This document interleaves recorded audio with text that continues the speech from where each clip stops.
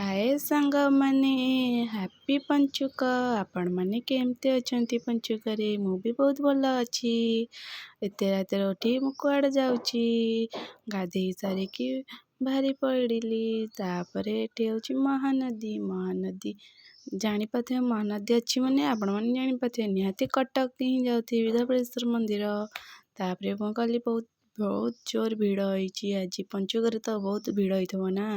ତାପରେ ମୋ ବାବାଙ୍କୁ ଟିକେ ଦର୍ଶନ କରିଦେଲି। ଦର୍ଶନ ସାରିକି ଟିକେ ଦୀପ ଲଗେଇଦେଲି। ଦୀପ ଲଗେଇକି ଟିକେ ଆଶୀର୍ବାଦ ନେଲି ମୋର ମନସ୍କାମନା ପୂର୍ଣ୍ଣ ପାଇଁକି। ମୁଁ ବାବା ପାଖକୁ ଯାଇଥିଲି, ସେଇଟା ବି ପୂର୍ଣ୍ଣ କରିବା ମୋତେ ବି ଲାଗୁଛି।